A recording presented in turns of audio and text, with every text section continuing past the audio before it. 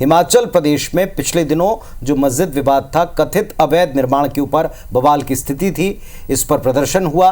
ये मामला अब तक ठंडा भी नहीं पड़ा है कि राज्य सरकार के मंत्री विक्रमादित्य ने एक आदेश दिया जिस पर सियासी घमासान बन गया। बिल्कुल, विक्रमादित्य ने यूपी की तर्ज पर होटल और रेस्टोरेंट और ढाबा के बाहर मालिक और मैनेजर का नाम लिखना अब जरूरी कर दिया है। इसे नियम बना दिया गया।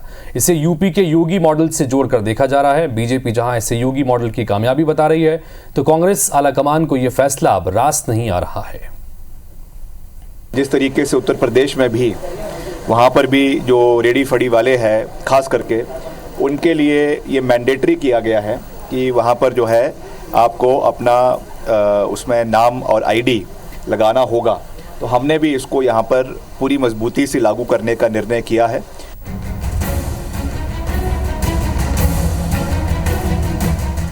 हिमाचल प्रदेश के शिमला मस्जिद विवाद के बाद अब स्ट्रीट वेंडर पॉलिसी को लेकर घमासान मचा है।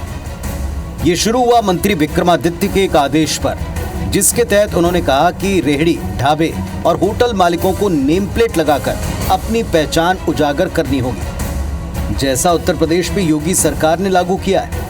हिमाचल में योगी मॉडल की तारीफ होते कांग्रेस में उठापटक शुरू हो गई।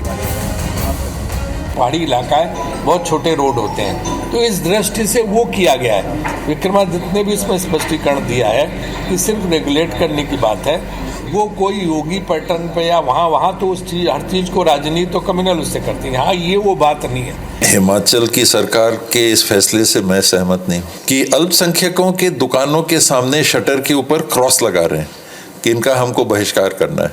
ये निंदनीय है और हिमाचल की सरकार ऐसा कर रही है तो वो सरकार में रहने लायक है कि नहीं, उस पर प्रश्न लगेगा।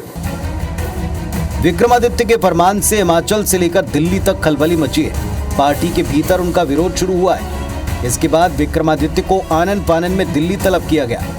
विक्रमादित्य ने इस पर सफाई दी कि फैसला योगी मॉडल पर आधारित नहीं है। वहीं बीजेपी नेता कांग्रेस पर हमलावर है।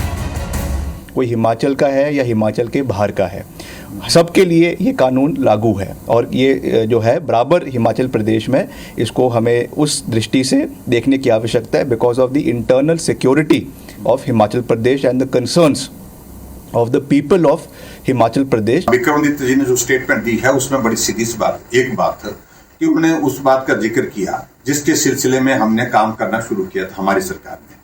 भारतीय जनता पार्टी की सरकार के दौरान जब हमने इस नियम को बनाया, उस वक्त बहुत सारे प्रश्न खड़ा करने की कोशिश की थी। इसको हमें उस दृष्टि से देखने। मंत्री विक्रमादित्य भले ही अपने इस फैसले को लोगों की सेहत और राज्य की सुरक्षा से जोड़ रहे हो, लेकिन इसे शिमला में मस्जिद के खिलाफ उठे जन आक्रोश से जोड़कर देखा जा रहा है। माना जा रहा है कि शिमला मस्जिद विवाद से सरकार की छवि को नुकसान की भरपाई करने और हिंदू वोट बैंक को साधने के लिए विक्रमादित्य ने आदेश दिया।